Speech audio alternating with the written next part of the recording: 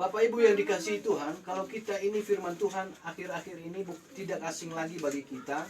Kita sering melihat baik itu di dalam Facebook, status Facebook, banyak sekali yang menjadikan firman Tuhan ini sebagai statusnya dalam situasi kondisi saat ini, situasi yang sangat menakutkan ini.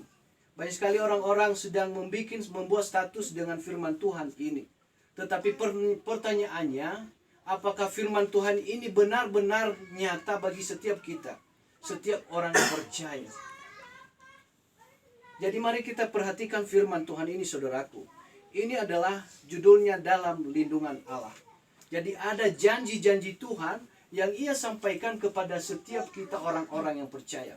Mazmur ini adalah janji penyertaan Tuhan dalam kehidupan kita, saudaraku. Tetapi janji Tuhan ini tidak serta-merta berlaku bagi setiap kita. Sekalipun kita sudah membaca firman Tuhan ini, sekalipun kita sudah bikin status kita di Facebook, kita tulis firman Tuhan ini, janji ini belum tentu berlaku bagi kita. Jadi supaya janji Tuhan terrealisasi dalam kehidupan kita, terrealisasi bagi kehidupan kita, maka ada hal yang harus kita perhatikan. Janji-janji Tuhan yang Ia berikan bagi kita, khususnya di Mazmur pasal 91 ini adalah banyak sekali janjinya. Dia akan melepaskan engkau dari jerat. Dari ayat 3 sampai dengan ayatnya yang 13, banyak sekali janji Tuhan. Nah, syarat untuk menerima janji-janji Tuhan itu, cara untuk merealisasikan janji-janji Tuhan itu, mungkin sekarang ini cara bagi kita sebagai orang percaya, supaya kita tidak terkena virus corona, supaya kita bebas, supaya kita diluputkan, maka coba kita perhatikan cara yang disampaikan khususnya di dalam Mazmur pasal 91. Memang di firman Tuhan yang lain masih banyak cara merealisasikan janji Tuhan. Tetapi saya mau membahas khususnya di Mazmur pasal 91. Yang pertama adalah orang yang duduk dalam lindungan yang maha tinggi dan bermalam dalam naungan yang maha kuasa.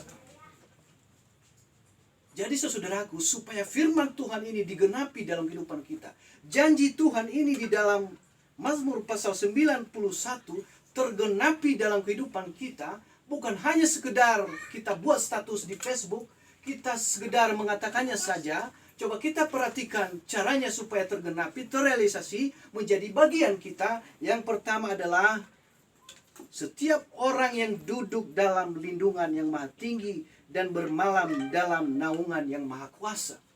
Jadi orang yang berlindung, orang yang duduk dalam lindungan yang maha tinggi dan duduk dalam naungan yang maha kuasa, itulah yang akan menerima janji-janji Tuhan yang sudah kita bacakan tadi.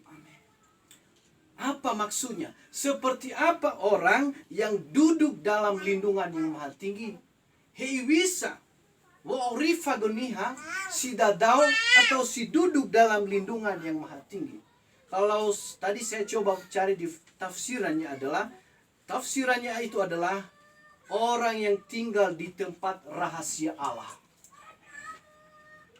Jadi kalau kita tinggal di tempat rahasia Allah, maka kita disembunyikan.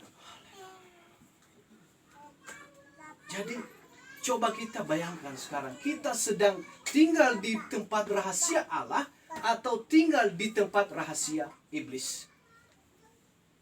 Seperti apa orang yang tinggal dalam rahasia, di tempat rahasianya Allah.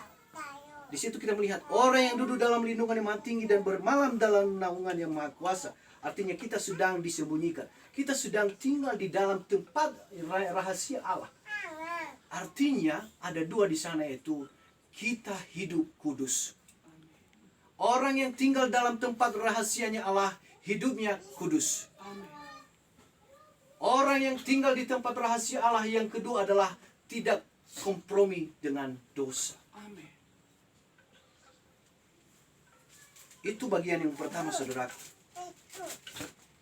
Saya tidak banyak memberikan penjelasan, tapi saya mau menyampaikan bahwa yang pertama, supaya kita bisa menerima janji-janji Allah yang sudah tersampaikan di Mazmur pasal 91 ini adalah yang pertama, kita harus tinggal di tempat rahasianya Allah, yaitu kita harus kudus di hadapan